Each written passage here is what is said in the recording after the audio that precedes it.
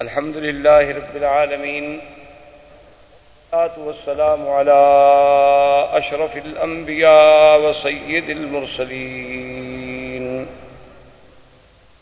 سيدنا ومولانا محمد وعلى آله وأصحابه أجمعين۔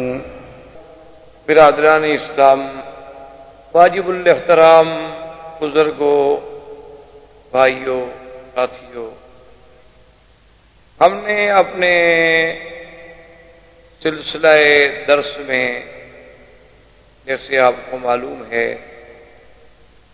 کہ سیرت نبی عربی صلی اللہ علیہ وسلم کا شروع کیا ہے۔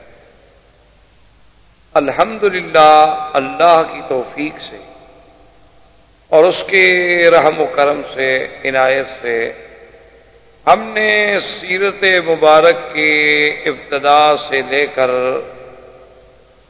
تقریباً حضور صلی اللہ علیہ وسلم کا ہجرت کا فرمانا، سرزمین مکہ مکرمہ سے ہجرت اور مدینہ منورہ کے ورود تک کا بیان تقریباً اختصار سے ہم کر چکے۔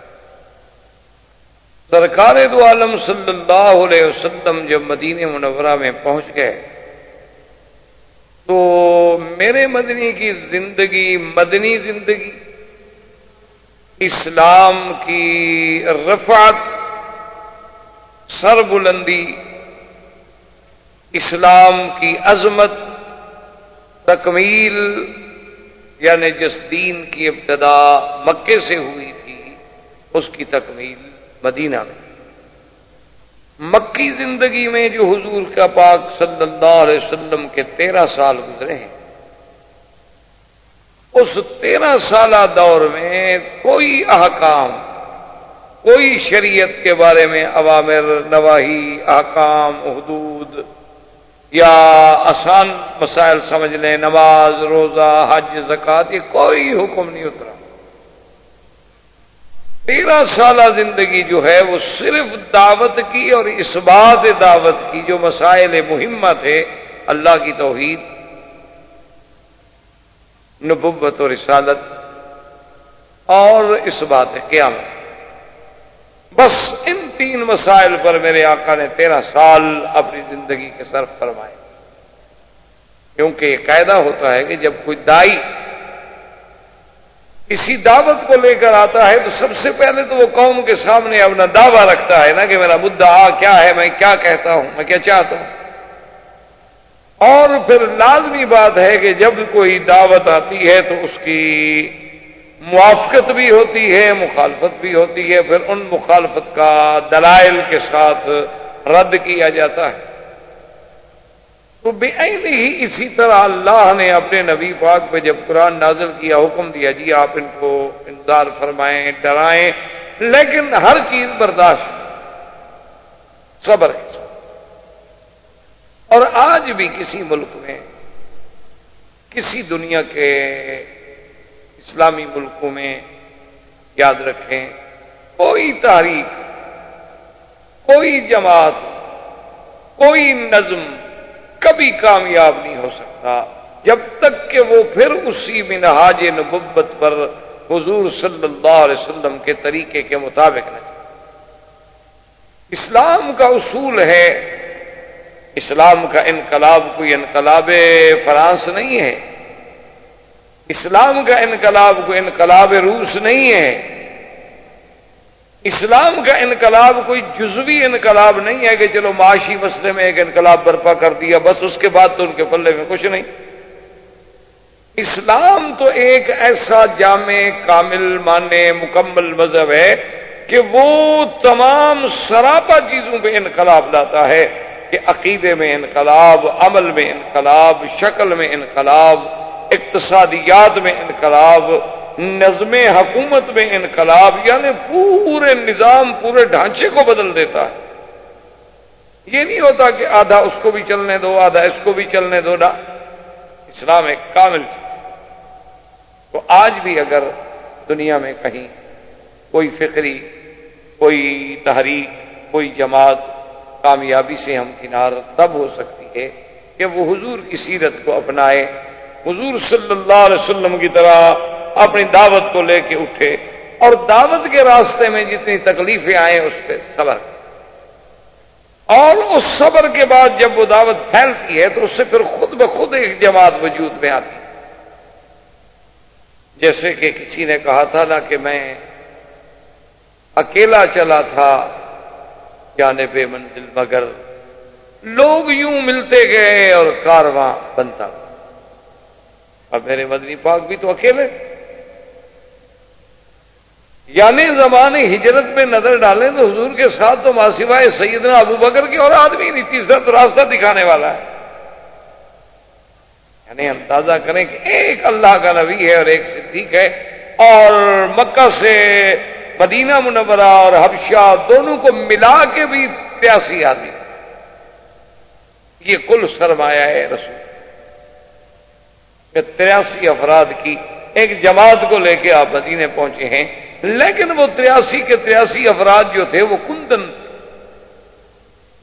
وہ 83 کے 83 افراد جو تھے وہ ظلم کی کٹھالیوں سے گزر چکے تھے، اب خالص سونا تھے، اب ان میں کوئی کھوٹ ووٹ نہیں تھا۔ تو اب اصل میں جو مکی زندگی ہے وہ ہے زندگی اسلام کی، جس سے اسلام کو تابانی ملی، اسلام کو عزت ملی، اسلام کو عظمت ملی، اسلام کو غلبہ ملا۔ اسی لیے امام مالک رحمۃ اللہ علیہ جمہور ائمہ کے خلاف ہیں، وہ کہتے ہیں کہ ساری دنیا میں مدینہ منورہ جو ہے سب سے افضل۔ حالانکہ جمہور کا مسلک یہ ہے، جمہور سے مراد ہوتا ہے کہ جس طرف صحابہ زیادہ ہوں، مثلا 2 صحابی ایک طرف ہیں، 10 صحابہ ایک طرف ہیں، تو صاف بات ہے کہ جمہور سے مراد 10 صحابہ ہیں۔ 4 ائمہ میں سے 3 امام ایک طرف ہوں اور ایک طرف ہو، تو بات یہ ہوتی ہے کہ جمہور ایک طرف، اور پھر ان کی بات میں وزن ہوتا۔ تو اب جمہور کا مسلک تو یہ ہے، امام ابو حنیفہ رحمۃ اللہ علیہ، امام شافعی، امام مالک رحمۃ اللہ علیہ، امام احمد بن حنبل رحمۃ اللہ علیہ، اجمعین کے مکہ افضل ہے، لیکن امام مالک رحمۃ اللہ علیہ فرماتے ہیں کہ نہیں، مدینہ افضل۔ اس کی وجہ کیا تھی؟ وہ کہتے ہیں کہ تمام دنیا کے شہر جو ہیں وہ تلوار سے قابو آتے ہیں، تلوار سے فتح ہوتے ہیں، ایک مدینہ ہے جو صرف اسلام سے فتح۔ تو اب سیدنا محمد رسول اللہ صلی اللہ علیہ وسلم جب مدینے میں تشریف لے گئے تو جس جگہ پر آپ کی اونٹنی مبارک بیٹھی تھی وہ ایک خالی چٹیل سی جگہ تھی، میدان۔ آپ نے فرمایا لمن هذا الارض، زمین کس کی؟ انہوں نے کہا حضور یہاں 2 یتیم بچے ہیں، ان کا باپ مر گیا ہے، ان کی یہ زمین ہے۔ آپ نے فرمایا ان کو بلائیں، تو آپ نے کہا کہ ہم یہاں مسجد بنانا چاہتے ہیں، تو یہ زمین جو ہے ہمیں بیچ دو۔ تو انہوں نے کہا کہ یا رسول اللہ، ایک تو آپ مانگنے والا نبی ہو اور مانگتا بھی اللہ کے لیے ہو، تو ہم نے اس سے اور کیا قیمت لینی ہے کہ خدا کا گھر یہاں بن جائے؟ حضور نے فرمایا کہ پھر مجھے کوئی دوسری جگہ دیکھنی ہوگی، میں اللہ کا گھر تو بناؤں گا لیکن خالصتاً خرید کر۔ انہوں نے کہا ٹھیک، جیسے آپ راضی ہیں، آپ پیسے دینا چاہتے ہیں پیسے دے دیں۔ تو سب سے پہلا کام یہ ہوا کہ حضور پاک نے وہاں مسجد کی بنیاد رکھی، یہ سب سے پہلی مسجد تھی۔ اس طرح تو مسجد قباء تھی، لیکن باعتبار مسجد نبی صلی اللہ علیہ وسلم کے یہ پہلی مسجد تھی جس کی بنیاد سرکار دو جہاں رحمت للعالمین نے رکھی۔ اور اس زمانے میں مسجد کا تصور یہ نہیں تھا کہ جہاں جا کے آپ صرف نماز پڑھ لیں، بلکہ مسجد کا تو ایک بہت بڑا حساس یعنی کردار تھا کہ وہی مسجد ہوتی تھی اور وہی مدرسہ ہوتا تھا اور وہی یوں سمجھ لیں کہ پارلیمنٹ ہاؤس تھا، وہی پریزیڈنٹ ہاؤس تھا، وہی جناب GHQ تھا، سب کچھ مسجد۔ اسی لیے آپ نے دیکھا نہیں تھا کہ ابھی ایک ملک کے کسی لیڈر نے یہ کہہ دیا تھا نا کہ مسجد پہ ذرا غور کرو کہ اس کے مینار، اس کا قبہ، یہ تو ہمارے لیے ہیلمٹ ہے، اور مینار جو ہیں دیکھیں ہمارے اسلام کے سب سے بڑے عظیم میزائل ہیں جو کفر کی قوتوں کو دیکھنے سے پاش پاش کر دیتے ہیں، چلانے کی بھی ضرورت نہیں پڑتی۔ تو اس پہ اس کو سزا بھی دی ہے کہ تم نے پھر مسلمانوں کے ذہن میں ایک سوئی ہوئی چیز کو بیدار کرنے کی کوشش کرو، پھر جگا رہے ہو۔ اب تو مسجد جو ہے نا جی بس ایک ہے کہ چلو عبادت کی جگہ ہے، ہم وہاں جا کے نماز پڑھائیں گے۔ اچھا بعض لوگ تو مسجد کو یہ بھی سمجھتے ہیں نماز ہی ہو جائے گی، اس کے بعد بیٹھ کے گپ شپ بھی لگا لیں گے اور جگہ ذرا اچھی نہیں ملتی، ورنہ مسجد کا تو ایک بہت بڑا مقام ہے۔ صحیح حدیث مبارک ہے، حضور پاک صلی اللہ علیہ وسلم نے فرمایا کہ زمین والے لوگ جس طرح یوں دیکھتے ہیں آسمان کے کواکب کی طرح، اسی طرح اللہ کے فرشتے جو آسمانوں پہ ہیں ان کو مسجد ایسے نظر آتی ہے جیسے تارے زمین پہ چمک رہے ہیں، ان کو بھی مسجدیں نظر آتی ہیں۔ یہ تو منارہ نور ہے، یہ تو منارہ اسلام ہے، یہ تو اساس اسلام ہے، اور یہ مراکز اسلام ہیں۔ سب سے پہلے حضور نے مسجد کی بنیاد رکھی اور اس میں پہلا مدرسہ قائم ہوا، جس کو مقام صفہ پر اصحاب صفہ، جو وہ لوگ تھے مہاجرین جن کا کوئی کسی قسم کا ذریعہ ماوا ملجا ٹھکانے کا کوئی سبب ہی، سب سے پہلا کام یہ ہوا کہ اللہ کی مسجد میں مدرسہ قائم کیا۔ اسی لیے آج تک اہل حق کے جو علماء ہیں ان کا وہی تصور ہے۔ آپ نے دیکھا ہوگا لوگ انہیں اب بھی پاگل سمجھتے ہیں کہ دیکھو جی یہ مولوی ہیں، اتنا دنیا ترقی کر گئی اور ابھی تک یہ وہی بیٹھ کے گھر میں بخاری شریف اور مشکات شریف اور لوگوں کو کافیہ نحو پڑھا رہے ہیں۔ لیکن یہ کتنے بیچارے کم عقل لوگ ہیں مولوی، اب بھی دیکھو وہی مسجدوں میں پڑے ہوئے ہیں، وہی مسجد کا مصلی، وہی مسجد کا مینار، وہی مسجد کا حجرہ۔ حالانکہ اصل وجہ کیا ہے کہ ان کے سامنے سیرت رسول عربی نہیں۔ جن کے سامنے سیرت رسول عربی ہوتی ہے وہ سمجھتے ہیں کہ اللہ کے نبی کے جو وارث ہیں العلماء ورثۃ الانبیاء، تو یہ تو پھر اسی تعداد کو لے کے چلیں گے نا جو حضور سے ہمیں ملی ہے۔ حضور سے ہمیں کالج تو ملا نہیں، ورنہ ہم بھی کالج لے کے چلتے۔ حضور سے ہمیں کوئی کانوینٹ سکول نہیں ملے، کوئی چیفز کالج نہیں ملے، کوئی اپنا جو ہمیں پرائمری سکول نہیں ملے، ہمیں تو یہ ملا یا مسجد ملی یا دین کا مدرسہ ملا۔ تو اللہ نے جہاں موقع دیا ہم نے مسجد بھی بنائی، مدرسہ بھی بنایا، تو وارث تو وہی چیز دے کے چلے گا نا جو اس کو مورث سے جائیداد میں ملی ہے۔ کسی کو باغ ملا، کسی کو زمین ملی، کسی کو جائیداد ملی۔ اب جن لوگوں کے مقدر میں ہے ہی مسجد و مدرسہ، تو اور کیا جائیداد دے کے غریب آگے جائیں؟ آپ ان کو برا کہیں، آپ ان کو دقیانوسی کہیں، آپ ان کو پرانے خیالات کا آدمی کہیں، آپ کی جو مرضی ہے، لیکن ان کے پلے میں تو یہی میراث ہے۔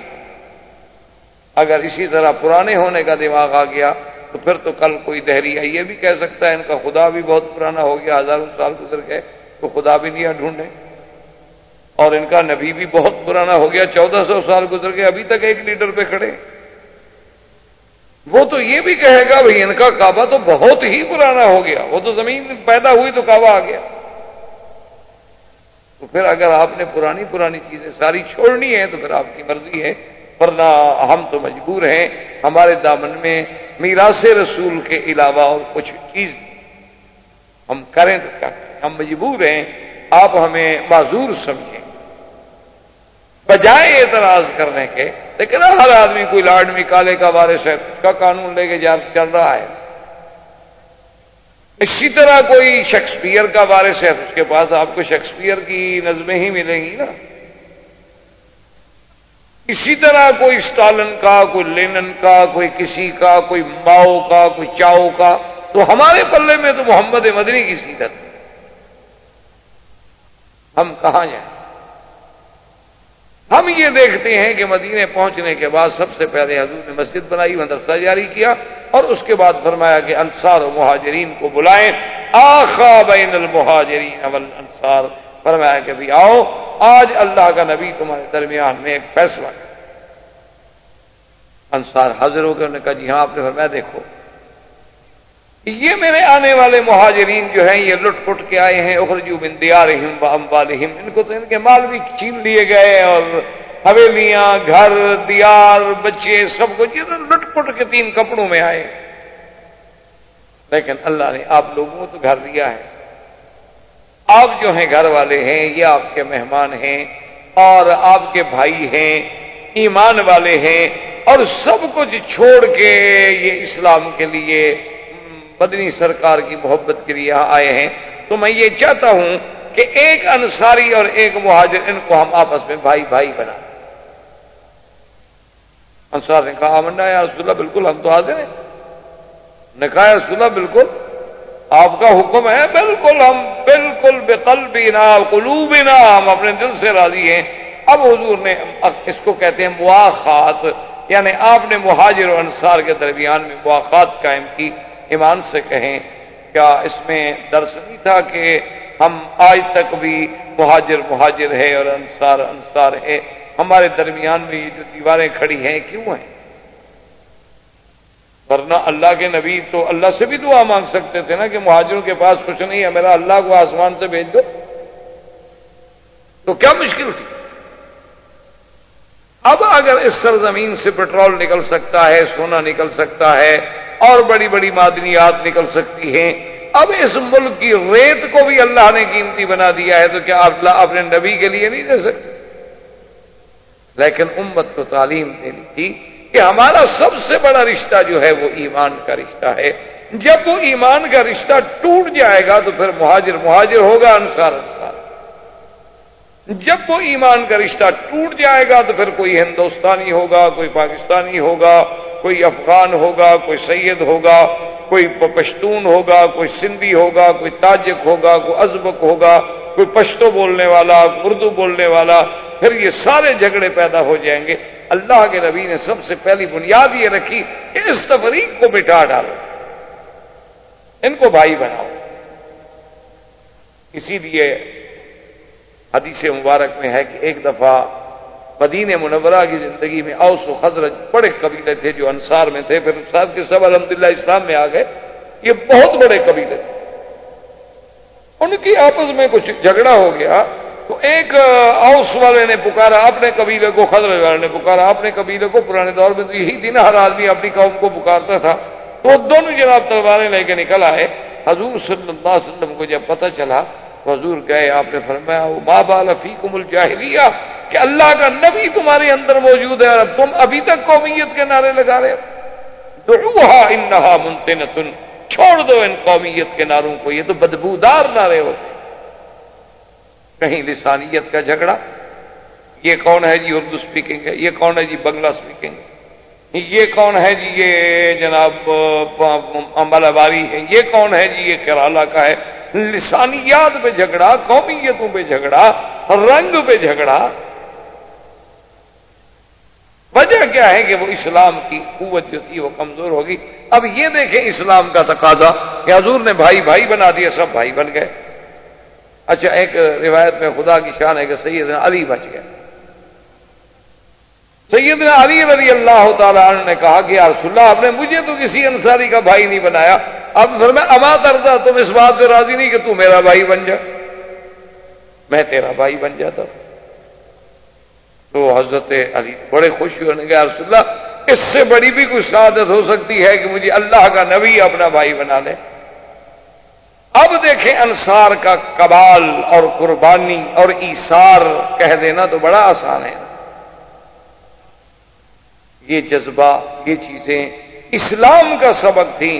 افسوس، صد افسوس کہ آج یہ تمام چیزیں غیر قوموں نے اپنا لیں، ہماری ساری اچھائیاں انہوں نے لے لی اور اپنی ساری برائیاں ہمارے کھاتے میں ڈال دی۔ صحابی جو بھائی بنے نا جی، وہ اپنے بھائی مہاجر کو لے کے گھر گیا، اس نے کہا دیکھو میرا بھائی، اللہ کے نبی نے آپ کو میرا بھائی بنا دیا۔ ہم جو ماں کے پیٹ سے پیدا ہوتے ہیں نا، وہ تو صرف یہی ہے نا کہ ماں کہتی ہے کہ تم بھائی ہو، باپ کہتا ہے تم بھائی ہو، پتہ نہیں عورت ہے خیانت کی ہو، اللہ عالم، کیا پتہ ہو سکتا ہے۔ لیکن تمہارے بھائی ہونے میں تو کوئی شبہ نہیں کہ تمہیں تو میرے نبی محمد رسول اللہ نے میرا بھائی بنایا ہے صلی اللہ علیہ وسلم۔ اس لیے دیکھو میرا گھر ہے، اس کو 2 کمرے، ایک تمہارا ایک میرا، اگر 2 کمرے نہیں ایسے گھر ہے تو اس کو تقسیم کر لیتے ہیں، آدھا تمہارا آدھا میرا۔ میرا باغ ہے اس میں 100 کھجوریں ہیں، 50 تمہاری 50 میری۔ بھائی جو صرف کہہ دینا تو آسان ہے نا کسی کو بھائی۔ وہ ایک لطیفہ ہے نا شورش کاشمیری، اللہ اس کی قبر پہ رحمت کرے، بہت بڑا مقرر بھی تھا، خطیب بھی تھا، ادیب بھی تھا، اور بہت بڑا مجاہد بھی تھا۔ تقریباً 11 سال اس نے انگریزوں کی جیل کاٹی۔ تو وہ ایک دفعہ بھٹو صاحب سے جھگڑا ہوا تو بعد میں سلو ہو گئی، کچھ لوگوں نے درمیان میں پڑھ کے سلو کرا دی۔ تو بھٹو صاحب اس کے پاس آ گئے، اس کے گھر میں، اور اس کی یہ کمزوری تھی شورش کی کہ کوئی آدمی اس کے گھر پہ چل کے آ جائے تو بس بات ختم، پھر سارے جھگڑے بگڑے۔ تو بھٹو صاحب آ گئے۔ بھٹو صاحب کو کسی نے بتا دیا کہ بھئی یہ بڑا ضدی آدمی ہے، مانا تو یہ انگریزوں کی جیل سے بھی نہیں، تو تمہاری سختیوں سے کب مان جائے گا یہ؟ اس کا ایک ہی کمزوری ہے، اس کے گھر چلے جاؤ بس خلاص، السلام علیکم، اس کے بعد یہ تمہاری مخالفت چھوڑ دے گا۔ وہ چپ کر کے گھر آ گیا، سلو ہو گئی۔ جب سلو ہو گئی تو بھٹو صاحب نے ہنستے ہوئے کہا کہ شورش صاحب آج کے بعد آپ مجھے اپنا بھائی سمجھیں، آپ مجھے ایز اے پی ایم بات نہ کیا کریں، مجھے پی ایم سمجھ کے آپ فون نہ کیا کریں، بلکہ آپ مجھے اپنا بھائی سمجھیں۔ تو شورش نے فوراً کہا کہ ہاں میں کوشش کروں گا، لیکن مجھے ڈر ہے کہ کہیں آپ یوسف کے بھائی۔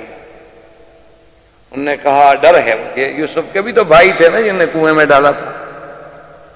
تو انہوں نے کہا بھائی تو آپ بن رہے ہیں، لیکن میں خیال رکھوں گا بہرحال پھر بھی کہ آپ میرے وہ یوسف والے بھائی تو نہیں ہیں۔ تو بہر صورت کہنے کا مقصد یہ تھا کہ بھائی کا لفظ کہہ دینا تو بہت آسان،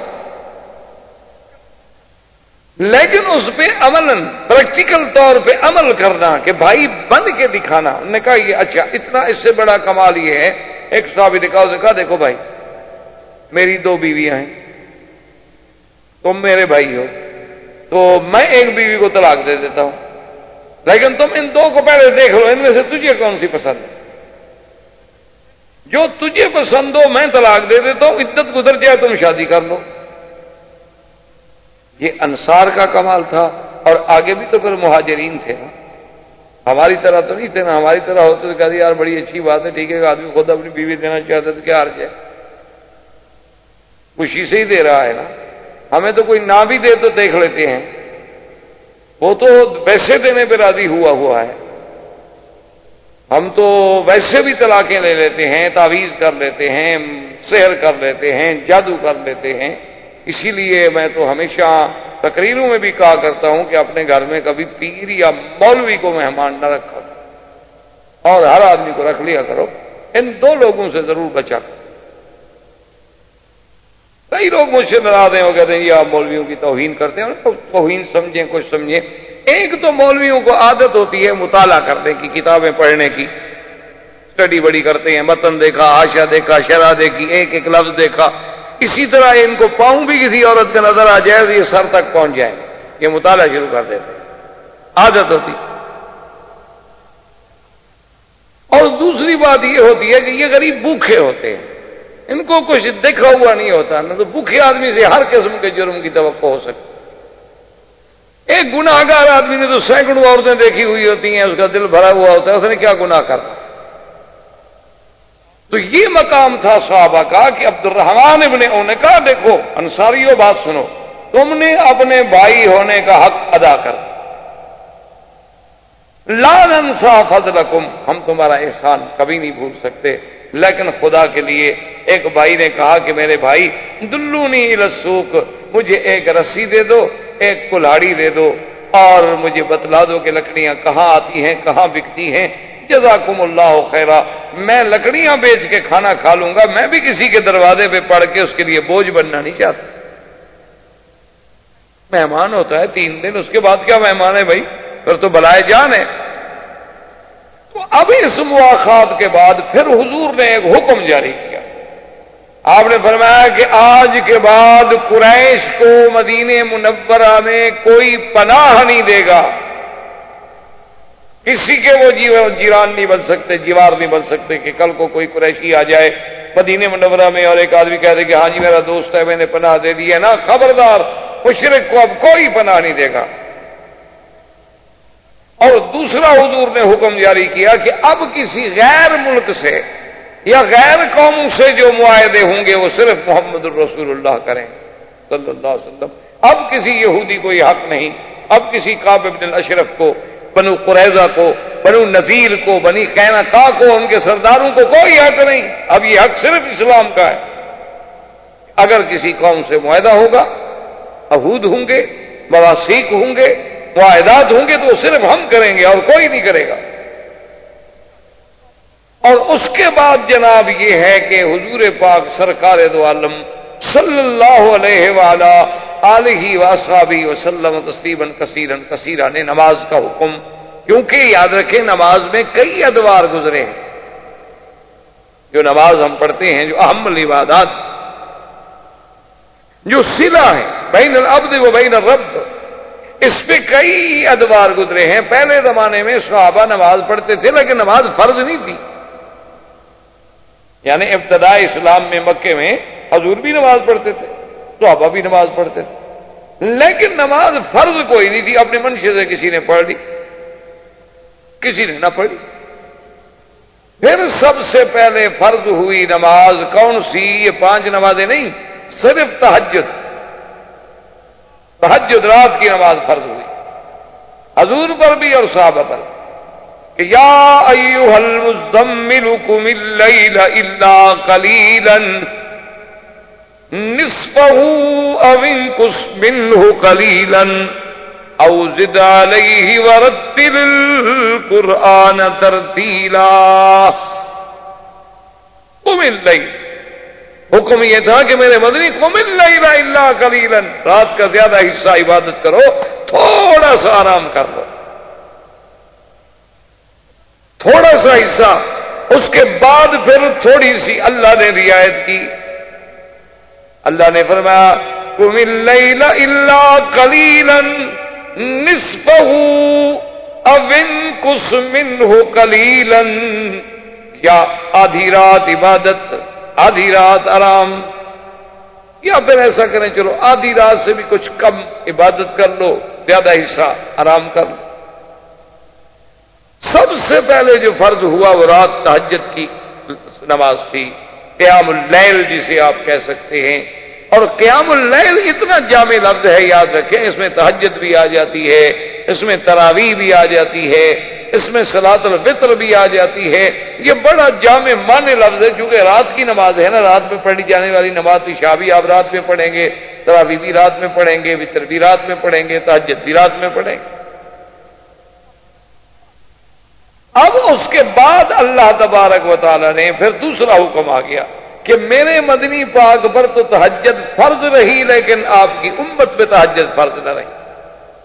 حضور صلی اللہ علیہ وسلم کے ذمہ تو صلاۃ تہجد فرض رہی، اسی لیے حضور نے کبھی نماز تہجد نہیں چھوڑی، الا لیلۃ المزدلفہ، مگر صرف مزدلفہ کی رات میں جب حضور حج پہ تشریف لے آئے تو آپ نے تہجد نہیں پڑھی۔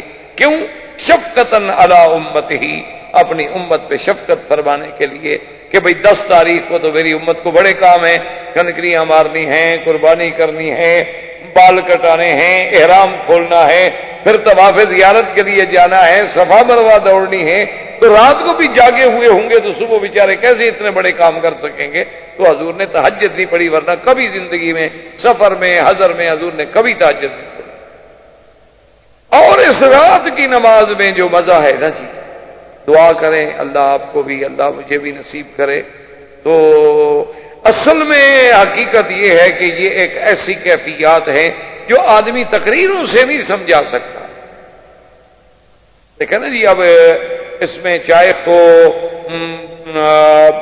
میں پتہ نہیں سارے ڈاکٹر بھی مل کے جب تک چکھیں گے نہیں بتلا سکتے کہ یہ میٹھی ہے یا پھیکی ہے، کیسی ہے، کیونکہ ظاہر۔ تو اسی طرح بعض چیزوں کا تعلق اس وقت جب تک اس کے اندر آدمی نہ آئے اس کو سمجھ نہیں آتا۔ اسی لیے بزرگ کہتے ہیں نا کہ اللہ ہو کے بڑے مزے، جو آئے سو چکھ لے، یہ کہنے والے نہیں، بتانے والے نہیں۔ آپ ذرا اللہ ہو میں آئیں، ذکر میں آئیں، فکر میں آئیں، پھر تمہیں پتہ لگے کہ اللہ کے ذکر کے مزے کیا ہیں۔ تم سمندر کے کنارے پہ کھڑے ہو کے موجیں گنتے رہو تو تمہیں کیا پتا کہ قعر سمندر میں کیا ہوتا ہے؟ ساحل پہ کھڑے ہو کے جو مرضی آئے گنتے رہو، جو مرضی آئے کہتے رہو۔ اس لیے قرآن کہتے ہیں ان ناشئۃ اللیل ہی اشد وطئا واقوم قیلا۔ میرا مدنی، رات کی نماز جو ہے نا، نفس امارہ کے کچلنے میں اس سے بڑی کوئی چیز، یہ انسان کے اندر جو نفس امارہ ہے نا، جو بڑائی ہے، جو اکڑ ہے، جو غرور ہے، جو انا پرستی ہے، اس کو کچلنا ہو تو پھر یہ رات کی نماز ہے کہ آرام ہے، اے سی چل رہا ہے، بڑا اہم سکون ہے، اور بہترین قسم کے بستر پہ اپنی بیوی کے ساتھ لیٹا ہے، اس وقت ان سب کو چھوڑ کے اٹھ کے وضو کر کے اللہ کے دربار میں کھڑا ہونا کوئی معمولی سی بات نہیں ہوتی۔ آدمی اپنے جذبات کو کچلتا، اپنے خواہشات کو مٹا دیتا، اور اللہ نے فرمایا کہ میرا مدنی یہ رات کی نماز ایسی ہے کہ پھر اس کا پڑھنا جو ہے نا وہ صرف زبان سے نہیں ہوتا، بلکہ دل اور زبان جو ہے موافقت ہوتی ہے ان میں، کیونکہ اور کسی قسم کا خیال نہیں، شور نہیں، توجہ نہیں، کوئی دیکھنے والا نہیں، کوئی بولنے والا نہیں، آپ اکیلے ہیں، آپ ہیں اور رب ہے۔ وہ جو تنہائی ہے نا جی، اسی لیے نبوت سے پہلے حضور کو حبب الخلوہ، حضور کو تنہائی پسند ہو گئی تھی، آپ جا کے پورا پورا مہینہ غار حرا میں بیٹھے رہتے۔ اسی لیے اب بھی علماء اور اولیاء اللہ اور صحیح معنوں میں جو صوفیاء کرام ہیں، قرآن و سنت کی روشنی میں چلنے والے، اب بھی وہ اسی لیے اپنے تلامذہ کو بطور علاج جو ہے ان کو علیحدہ رکھتے ہیں کہ بھئی مجالس سے بچو، خلوت سے بچو، الگ بیٹھو، ذکر کرو، مراقبہ کرو، اپنے اعمال پہ توجہ کرو، اپنے نفس پہ توجہ کرو، اپنے دل پہ توجہ کرو، روز جو کچھ آپ نے آج کے دن میں کیا ہے اس پہ توجہ کرو۔ تو اسی لیے وہ لوگ اسے کاٹتے ہیں کہ جب آدمی خلوت میں آتا ہے تو خدا کی قدرت ہے کہ پھر اس کی اندر کی جو صلاحیتیں ہیں وہ بیدار ہوتی، اور جب تم جلوت میں ہوتے ہو تو لوگوں کے اثرات سے وہ باتیں خاموش ہو جائیں، وہ بتی جلتی نہیں، جب وہ جلتی نہیں تو روشنی کیسے نظر آئے؟ اور یہ باتیں چونکہ کسی کو سمجھائی نہیں جا سکتی، اس لیے بڑے لوگ مخالف بھی ہو گئے اس بات کے، کیونکہ یہ باتیں نہ پڑھنے سے آتی ہیں نہ سمجھانے سے آتی ہیں۔ تو سب سے پہلے یاد رکھیں کیا تھا، صلاۃ تہجد فرض ہوئی حضور صلی اللہ علیہ وسلم پر بھی، امت پر بھی، پھر اللہ نے امت سے تو معاف کر دی، حضور کے ذمہ رہی۔ اچھا پہلے پھر یہ تھا کہ بھئی آدھی رات آرام، آدھی رات نماز، وہ بھی پھر اللہ نے معاف کر دیا۔ فرمایا فَاقْرَؤُوا مَا تَيَسَّرَ مِنَ الْقُرْآنِ عَلِمَ أَن سَيَكُونُ مِنكُم مَّرْضَىٰ۔ اللہ نے فرمایا میرا مدنی اب اجازت ہے آپ کی امت کو جتنا پڑھ سکے نا بس پڑھ، کیوں اللہ جانتا ہے تم میں بیمار ہوں گے، تم میں مجاہد ہوں گے، تم میں کاروباری لوگ ہوں گے، صبح اس نے جا کے ڈپٹی پہ جانا ہے، اور پھر بیچارہ رات کو ساری رات اگر تہجد میں جاگتا رہے تو پھر کیسے جا سکے گا؟ تو لہذا اب اس کے لیے راحت ہے، آرام ہے، جتنی پڑھ سکے، بس باقی سب اللہ نے معاف کر دیا۔ تو نماز کی پہلی سٹیج یہ تھی۔ دوسری سٹیج نماز کی یہ تھی کہ اللہ نے 50 فرض کی معراج کی رات کہ 50 نمازیں پڑھیں۔ وہ ایک دفعہ مفتی محمود صاحب رحمۃ اللہ علیہ کا وقت کے پریزیڈنٹ سے مخالفت تھی، تقابل تھا، تو اس نے ایک مجلس میں آپس میں مذاکرات ہو رہے تھے، تو اس نے کہا کہ مفتی صاحب کیا ہی اچھا ہوتا کہ اللہ میاں وہ 50 نمازیں ہی رکھتے، کم از کم آپ مولوی اسی میں تو مصروف رہتے، ہماری جان تو چھوڑتے نا۔ انہوں نے کہا کہ 50 نمازیں ہم نے تو پڑھنی نہیں تھی، اس نے کہا ہم تو لگے رہتے نا، فارغ تھے، ہم نے تو کوئی نماز نہ ایک پڑھنی ہے، نہ 50 پڑھنی ہے، نہ 5 پڑھنی ہے، لیکن اگر 50 نمازیں ہوتی تو کم از کم 24 گھنٹے آپ 50 نمازوں میں لگے رہتے، ہماری جان تو چھوڑتے نا، ہمارے خلاف الگ ایجیٹیشن ہے، مظاہرے ہیں، تقریریں ہیں۔ مفتی صاحب نے کہا کہ تم تو ابھی 5 نمازوں کی طاقت کی مقابلہ نہیں کر رہے ہو، جب ہم 50 پڑھتے اس روحانی طاقت کا مقابلہ تم کر سکتے؟ پھر تو تم 1 گھنٹہ بھی نہ ٹھہرتے، ابھی تو ہمیں اتنے دن لگ گئے ہیں تمہیں ہٹانے میں، اس لیے کہ ابھی نمازیں ہماری کم ہیں۔ اگر وہ اللہ ہمیں روحانی قوت عطا فرما دیتے 50 نمازیں پڑھنے کی، تو پھر وہ نورانیت، وہ قوت، وہ ایمان جو ہوتا تو تم اس کا مقابلہ پھر کر سکتے، تم تو پھر 1 دن بھی نہ ٹھہرتے۔ تو بہرحال 50 نمازیں فرض ہوئی، پھر اللہ نے معاف فرما دی، اور 5 جب 5 رہ گئیں تو اس میں بھی اللہ کی رحمت کا ملاحظہ فرمائیں کہ یہ فرما دیا کہ میرا مدنی ہم نے آپ سے رعایت بھی کر دی ہے، اپنا فیصلہ بھی نہیں بدلا، اور اسی اپنے فیصلے کو ہم نے ایک عظمت بھی دے دی ہے کہ ما یبدل القول لدی، میرے ہاں کوئی فیصلے تبدیل نہیں ہوتے، یہ کوئی انسانی کورٹیں نہیں ہیں، یہ کوئی انسانی پارلیمنٹیں نہیں ہیں کہ جب چاہا بدل دیا، میرا جو فیصلہ ہے وہ وہی ہے 50 والا، امت آپ کی 5 پڑھے گی لیکن لکھیں گے ہم 50، من جاء بالحسنۃ فلہ عشر امثالہ۔ اچھا، اس قرآن کی آیت کو مرزا قادیانی پتہ ہے اس نے کیسے سمجھا؟ اس نے قوم سے وعدہ کیا کہ میں کتاب لکھوں گا جس کے 50 جلد ہوں گے، اس کے لیے میرے ماننے والے جو ہیں اتنے پیسے جمع کرائیں۔ لوگوں نے پیسے جمع کرانے شروع کر دیے، پیسے جمع ہو گئے۔ اب پیسے تو جمع ہو گئے، اس بدبخت نے لکھی 5 جلدیں، 50 نہ لکھ سکا۔ اب لوگوں نے مطالبہ کرنا شروع کیا، انہوں نے کہا جی لوگ ہمیں بڑے شرمندہ کرتے ہیں کہ یہ کیسا نبی ہے جو جھوٹ بولتا ہو؟ بھئی نبی ہو کر جھوٹ کیسے بول سکتا ہے؟ نبی تو پاک ہوتے ہیں۔ اس نے کہا 50 جلدیں، آج 2 سال گزر گئے، پیسے لے لیے، ابھی تک 5 جلدیں میدان میں آئی ہیں۔ تو مرزا صاحب نے اپنے الہامات سے الہام منتخب کر کے الفضل رسالے میں جواب دیا کہ اعتراض کرنے والے بے وقوف ہیں، اللہ نے بھی تو 5 کو 50 کہا تھا، تم بھی 5 کو 50 سمجھ لو۔ اللہ نے بھی تو نبی سے یہی کہا تھا نا کہ نماز 5 پڑھو گے لیکن لکھیں گے ہم 50، تو 5 کو انہوں نے بھی تو 50، تو آپ بھی میری 5 جلدوں کو 50 سمجھ کے پڑھ لو، بس ٹھیک ہو گیا۔ جھوٹ تو میں نے نہیں بولا، دیکھیں نا منطق کیسی ہے الٹی۔ تو اب دوسری سٹیج یہ تھی کہ 5 فرض ہو گئے، اچھا لیکن 5 فرض ہونے کے بعد مکے میں کبھی ترتیب سے پڑھے نہیں گئے۔ مدینہ منورہ میں آنے کے بعد بھی 5 فرض یوں نہیں پڑھے گئے جیسے آپ پڑھتے ہیں، 5 نمازیں تو پڑھی جاتی تھی لیکن 2 رکعت کر کے، ہر نماز 2 رکعت، فجر، ظہر، عصر، مغرب، عشاء سب 2 رکعت۔ اس کے بعد پھر حکم آیا جس میں اضافہ کیا گیا نمازوں کا کہ سفر میں تو نماز 2 رکعت رکھی گئی جو اصل تھی، لیکن حضر میں اللہ تبارک و تعالیٰ نے اس کو زیادہ کر دیا کہ ظہر کی 4، عصر کی 4، عشاء کی 4، مغرب کی 3، لیکن فجر کی 2 رہنے دی گئی اپنی اصل پہ۔ تو نماز میں یہ ادوار آئے، اور یہ سارے دور کہاں آئے؟ مدینہ منورہ میں ہجرت کے بعد۔ اب اسی طرح دیکھیں کہ پھر نماز پڑھنے کے لیے ایک مسئلہ تھا، ابھی نماز کیسے اکٹھے پڑھیں؟ کوئی انتظام تو تھا نہیں اکٹھے پڑھنے کا، کیسے جمع ہوں، کیا کریں؟ 2 آدمی 4 آدمی سورج کو دیکھ کر سائے کا اندازہ لگا کے کہ بھی ہاں اب زوال ہو گیا ہے، ہم نے نماز پڑھنے جانا ہے ظہر کی۔ اچھا جی اب سایہ جو ہے 1 مثل ہو گیا، 2 مثل ہو گیا، اب ہم نے عصر کی پڑھنی ہے۔ اب جی غروب ہو رہا ہے، ہم نے عشاء کی پڑھنی ہے، اب عشاء مغرب کی پڑھنی ہے، اور مغرب کے غروب کے بعد جی اب شفق ڈوب گیا، چلو جی ہم جا کے عشاء کی نماز پڑھائیں۔ تو اس سے اندازہ لگایا جاتا تھا، اور کوئی چیز جمع کرنے والی مسلمانوں کے پاس نہیں تھی کہ اس سے وہ جمع ہو جائیں۔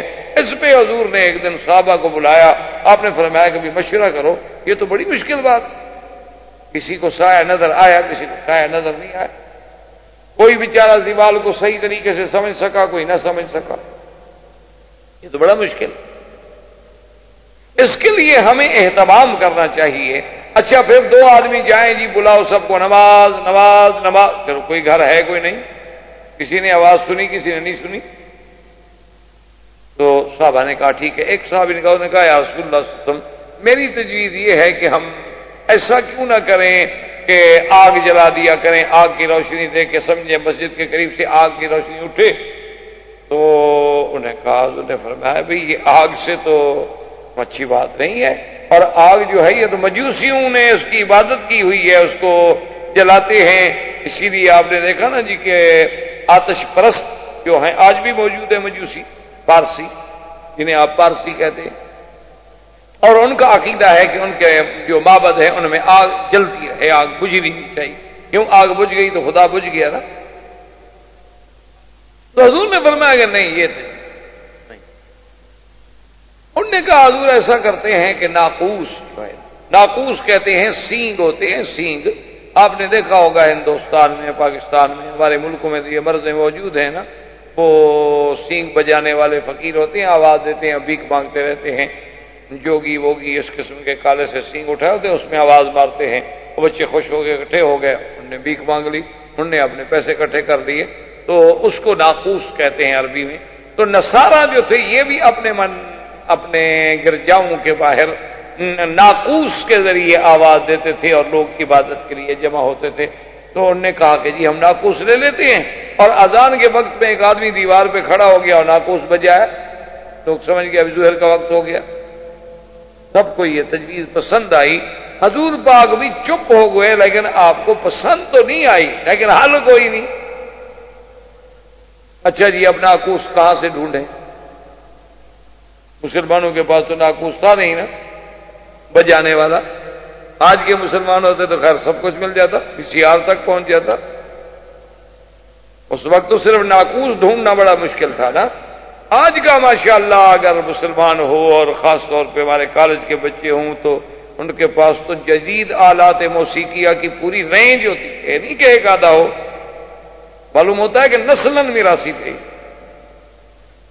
اور بڑے آدمی ہونے کی دلیل ہے، جس کے گھر میں گٹار ہو، سٹار ہو، سرمنڈل ہو، تبلا ہو، کیا کیا بلائیں ہوں، پتہ نہیں، اس کی یہ دلیل ہے کہ یہ بڑا خاندانی آدمی ہے، کیونکہ جس کا وارث ہے پیچھے یہ چیزیں کس کی ہیں؟ بڑا تو ہوا نا۔ اور پھر اس کو لوگ بڑا رنگ دیتے ہیں کہ جی یہ تو نوابوں کے شوق ہوتے تھے بھی۔ ہاں آپ کو پتہ یہ بھی ہونا چاہیے نواب پیدا کہاں ہوتے تھے، اکثر کوٹھوں کی پیداوار ہے۔ اللہ تبارک و تعالی بس معاف کرے، قدرت ہر چیز سے انتقام۔ جب تم کسی کی بے عزتی کرتے ہو اللہ معاف نہیں کرتے، جب تم کسی کی عصمتوں سے کھیلتے ہو اللہ معاف نہیں کرتے، پھر تمہاری بچیاں بھی انہی جگہوں پہ بیٹھی۔ یعنی آپ حیران ہوں گے، میں جس شورش صاحب کی بات کر رہا تھا، اس نے ایک دفعہ اعلان کیا کہ میں، اور بڑا زبردست یعنی صاحب قلم تھا، تو اس نے اعلان کیا کہ میں اب کتاب لکھوں گا جس میں میں بتاؤں گا کہ فلاں فلاں مغنیہ جو ہے اور رقاصہ جو ہے اور ڈانسر جو ہے اور فلم ایکٹریس جو ہے کس کس کی بیٹی ہے۔ وہ جناب پوری دنیا ہل گئی نا جی، بڑے بڑے گدی نشین، بڑے بڑے پردہ نشین، بڑے بڑے سجادگان، بڑے بڑے مولوی، بڑے بڑے پیر، بڑے بڑے صنعت کار، ساہوکار، سرمایہ دار جناب ہل گئے۔ رات کو جا کے گورنر کے پاؤں پڑ گئے، انہوں نے کہا خدا کے لیے شورش کرو، اگر یہ پردہ اٹھاتا ہے تو پھر تو کچھ بھی نہیں بچے گا۔ یہ تو ہماری بدقسمتی ہے۔ کتنا بڑا ملک ہے ہندوستان، کتنا بڑا ملک ہے پاکستان، دعا کریں اللہ مسلمانوں کے حال پہ رحمت کرے۔ آج تک وہ سارے ملک عورتوں کے ہاتھ میں ہی کھیل رہے ہیں نا، پورے آپ اپنے اقتدار کو دیکھ لیں، 50 سال گزرے ہیں تو عورت کتنا عرصہ رہی؟ اب بھی عورت کے بغیر تو پارٹی نہیں چل پائی۔ ہمارے ہاں بھی عورت، بنگلہ دیش کا مسلمان ہے وہاں بھی عورت، ترکی کا مسلمان ہے وہاں بھی عورت۔ مرد تو ویسے ختم ہو گئے، اچھی بات ہے کہ چوڑیاں پہن کے گھر بیٹھ جائیں۔ کتنا بڑا انتقام کفر ہم سے لے رہا ہے کہ تم اسلام میں جس صنف کو یہ حق نہیں دیتے ہو ہم اسے تمہارے سروں پہ لائیں گے، اور وہ اپنی طرف سے پورے عالم کو ایک آزادی کا سبق پڑھا رہا ہے کہ دیکھو ہماری حریت کا کتنا بڑا مقام ہے کہ ہم عورتوں کو، جو کچلی ہوئی قوم ہے، جو 2 کو 1 کے برابر کیا گیا، جس کی گواہی آدھی کر دی گئی، جس کا میراث آدھا کر دیا گیا، دیکھو ہم اس کو اٹھا رہے ہیں۔ یہ بڑے بھیانک چیزیں ہیں، بھیانک باتیں ہیں، اللہ معاف کرے۔ تو بہرحال ناقوس کے لیے جو تھا تلاش شروع ہوئی کہ جی ناقوس تلاش کرو، کہاں سے تلاش کرو بھائی؟ لازمی بات ہے کہ عیسائی سے خریدو، مسلمانوں کے گھر میں ناقوس کا کیا کام؟ ابھی وہ ناقوس نہیں ملا تھا کہ ایک صحابی تھے جن کا نام تھا عبداللہ ابن زید رضی اللہ تعالی عنہ، وہ آئے حضور کی خدمت میں دوڑے دوڑے، یا رسول اللہ انی رأیت رؤیا، رأیت رؤیا، رأیت رؤیا یا محمد، حضور میں نے ایک خواب دیکھا۔ اور میں کیا خواب دیکھا؟ انہوں نے کہا حضور میں بس ایسے بیٹھا ہوا ہوں، ایسے ایک بندہ آ گیا، اس نے کہا کہ تم ناقوس کیوں ڈھونڈ رہے ہو؟ انہوں نے کہا نماز کے اعلان کے لیے۔ انہوں نے کہا کمال کرتے ہو، مسلمانوں کا ناقوس سے کیا کام ہے؟ اور میں تمہیں سکھاتا ہوں۔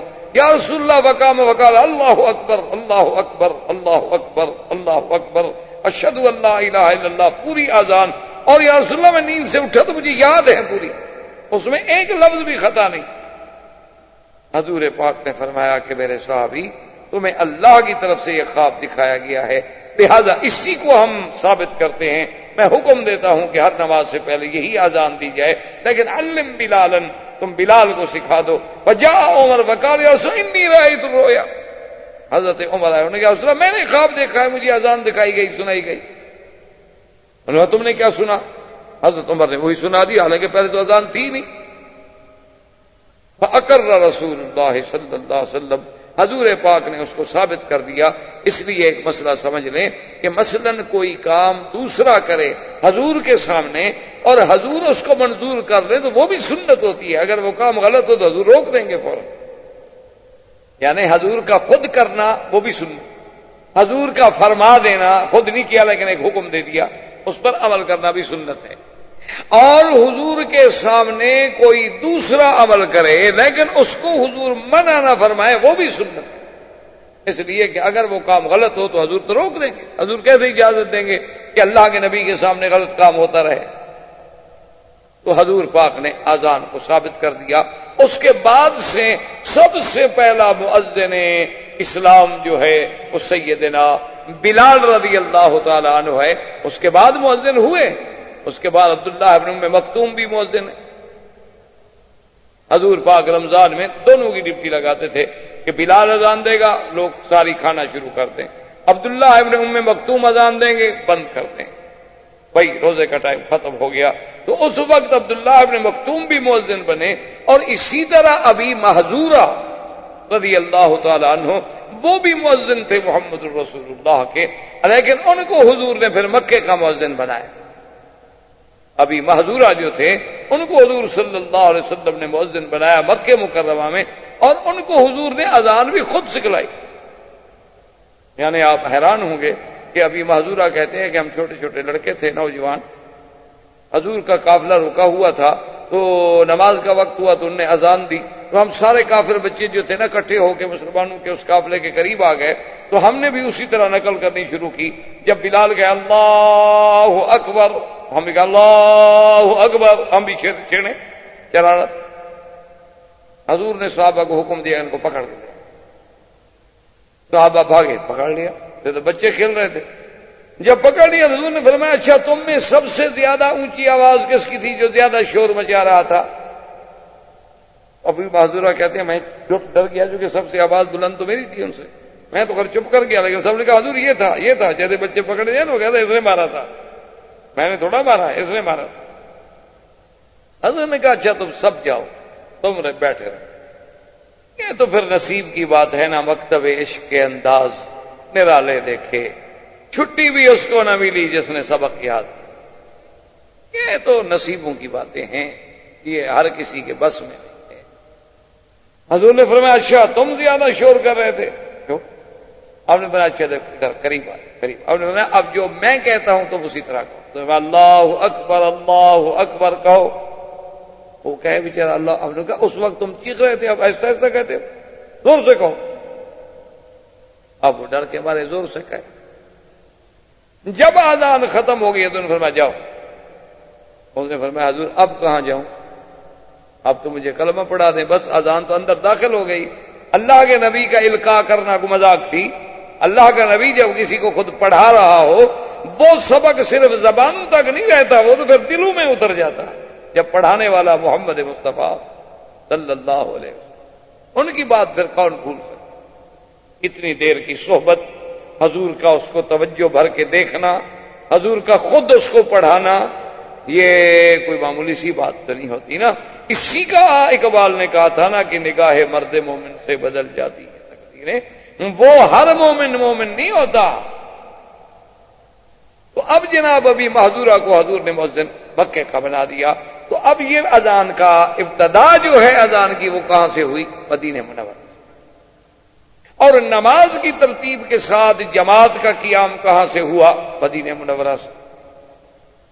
اچھا اور خدا کی شان ہے کہ اسی اثنا میں ہجرت کے فوراً بعد مدینہ منورہ میں ایک عجیب کیفیت پیدا ہو گئی کہ کسی مسلمان کے گھر میں کوئی بچہ اگر لڑکا پیدا ہو تو مر جائے اور لڑکی پیدا ہو تو زندہ رہے. یعنی عجیب بات، یعنی دنیا میں ایسا کبھی نہیں ہوتا کہ 4 مہینے ہجرت کے بعد کسی مسلمان کے گھر میں پہلے تو لڑکا ہوتا ہی نہیں تھا، لڑکی ہو جائے، اور اگر لڑکا پیدا ہو وہ مر جائے. اچھا پہلا مہینہ گزر گیا تو کسی نے غور نہیں کیا بھائی ایسے ہو سکتا ہے، اتفاق ہے. اب دوسرا مہینہ گزرا، انہوں نے کہا ہو سکتا ہے موسم کا فرق ہو گیا ہو، بھئی ویدر چینج ہو گیا ہے، مدینے میں رہتے تھے وہاں گرمی تھی، یہاں کچھ تھا، یہ تھا وہ تھا، ہو گیا ہوگا، اتفاق کی بات ہے. اچھا اب تیسرا مہینہ گزرا، پھر تھوڑا سا لوگوں کو شبہ پڑنا شروع ہوا. پھر جب چوتھا مہینہ گزرا تو لوگ اور گھبرائے، اور یہودیوں نے پورے مدینے میں شور کر دیا. انہوں نے کہا سحرنا المسلمون، ہم نے مسلمانوں پہ جادو کر دیا، خلاص ان کی نسل ہم نے بند کر دی ہے، اب کوئی لڑکا پیدا نہیں ہوگا. جب لڑکا پیدا نہیں ہوگا تو یہ کب تک زندہ رہیں گے؟ مر گئے، بات ختم ہو گئی. جب اولاد ہی نہیں ہوگی، نسل ہی نہیں ہوگی، تو ان کے بعد ان کا نام کون لے گا؟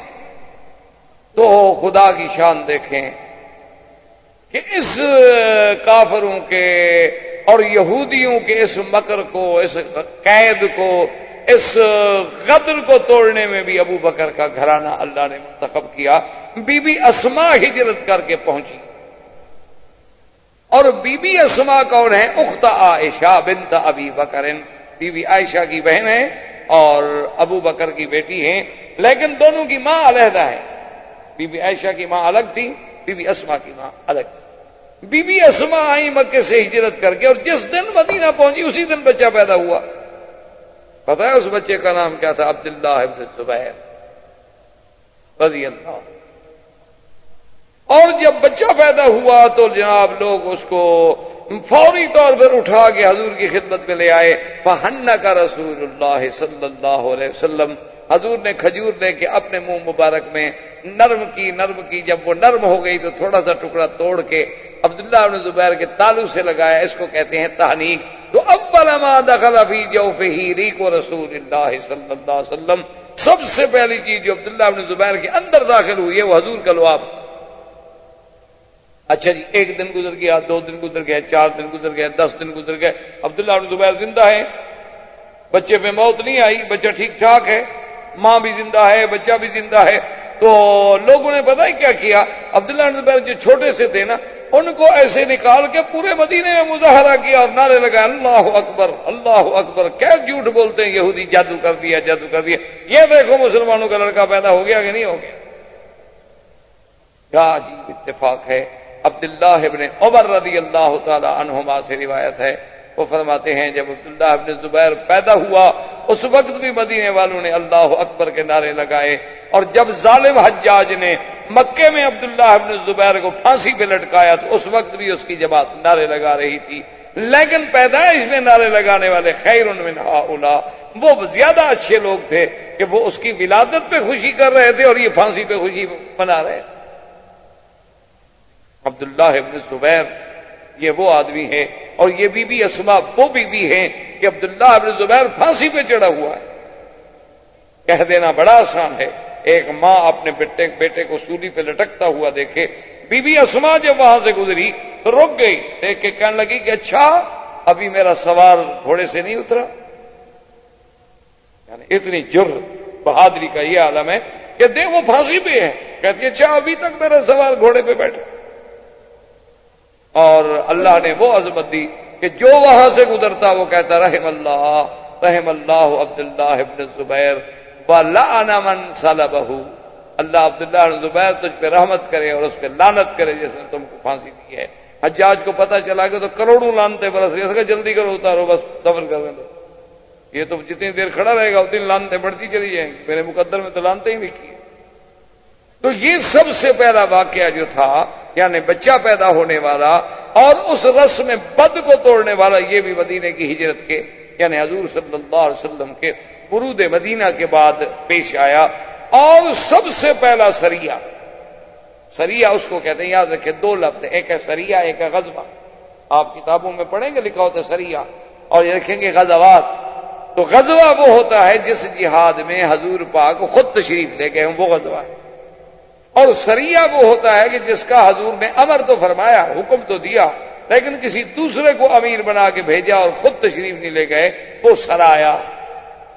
سب سے پہلا سریہ جو حضور نے ترتیب دیا اس کا امیر کون بنا؟ حمزہ ابن عبد المطلب۔ اور آپ نے حکم دیا کہ تم جاؤ، راستے میں قافلہ جا رہا ہے قریش کا، ان پہ حملہ کرو۔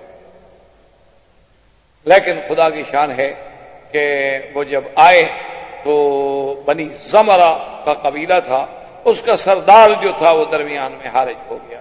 اس نے کہا بھی میں تم لوگوں کو لڑ، قافلہ میرے علاقے سے گزر رہا ہے، یہاں سے تو گزرنے دو، جب میرا علاقہ ختم ہو جائے پھر وہاں جا کے چاہے لڑو یا حملہ کرو۔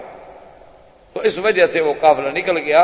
حضرت حمزہ بغیر لڑائی کے مدینہ منورہ واپس آ گئے، لیکن سریات و غزوات کی ابتدا جو ہے وہ بھی حضور صلی اللہ علیہ وسلم کے مدینہ منورہ پہنچنے کے بعد ہوئی۔ اور جوں جوں اب دن گزرتے گئے، جیسے کہ کسی نے کیا بات کی، اس نے کہا ہر نبی آیا جانے کے لیے، لیکن محمد مدنی آئے جانے کے لیے نہیں، چھا جانے۔ باقی تو جتنے نبی آئے نا جانے کے لیے آئے اور چلے گئے، نبوت ختم، زمانہ ختم۔ لیکن اللہ کے نبی کی شان یہ تھی کہ جوں جوں وقت گزرتا جا رہا تھا، بل الآخرۃ خیر لک من الاولی ولسوف یؤتیک ربک فترضی۔ واللہ تعالی عالم وعلمہ اتم وما علینا الا البلاغ۔